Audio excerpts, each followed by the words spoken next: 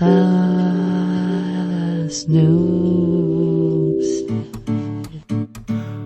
Tara, Alexis, welcome to episode 2. What did you think about that jingle? All right, let's start with this map. I was at USF, Go Bulls. I was a junior and senior to get my teaching degree. Well, one of the first things I did was I joined an organization that was on the campus called SCAT. It was Suncoast Area Teacher Training Honors Program. For people who wanted to go into the profession with a mindset that was more. You had to have a certain GPA, you had to attend extracurricular things that help build in us this mindset of do whatever it takes.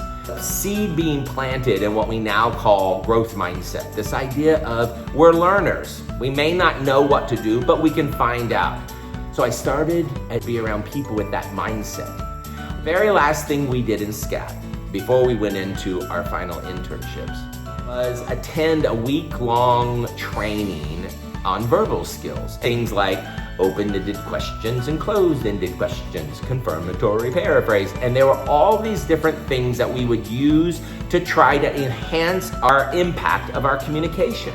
And again, it was a seed that was planted in me to say, I need to be thoughtful for what I have control over if I'm going to be successful. It was a tribe of learners. Everyone was about trying to be the best that we could be. I needed that. That was an excellent way of starting. That's why I want to make sure you have that.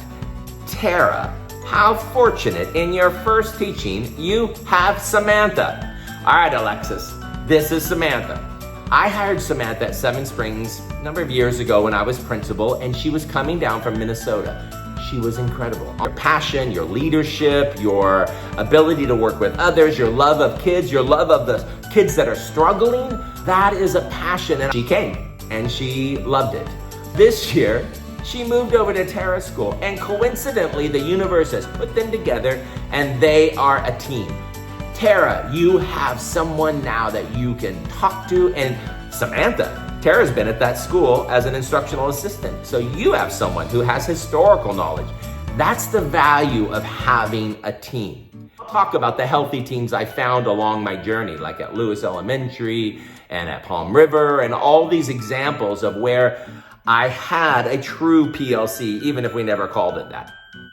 Alexis, I don't know what that looks like right now in your middle school or in your district, but the one thing I want to say is if I was going back into the classroom and I was going to do this again with what I know now and the resources I know now, I would bring AI into my part of the journey.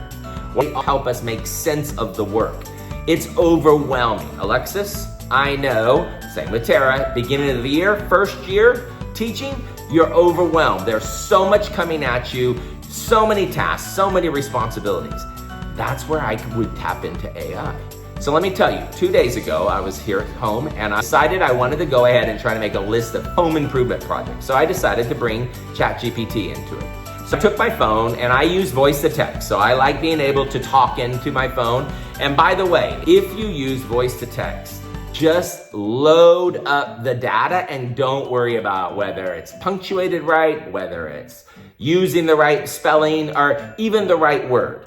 You'll see, and I'll show you in the next episode, that AI can interpret our gibberish. I just described problems around my home. I do grill. Right now it's functional, blah, blah, blah, blah, blah. Low priority. And then I went around and said, we're gonna need to paint the house. And in order to paint the house, we're gonna need to do, there's this pre-work that's gonna have to happen. And I went and I asked it to collate that data.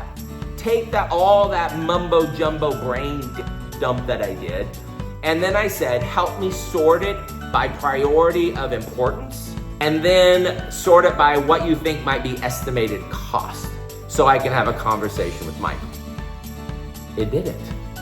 And at the end, it was a wonderful way of taking all of those things as I walked around my house thinking, oh, we gotta do that, oh, we gotta do that, oh, we gotta do that, and putting it into a chart format that I could then have a conversation about or think about what is the importance. Do you see the implications possibly in the classroom?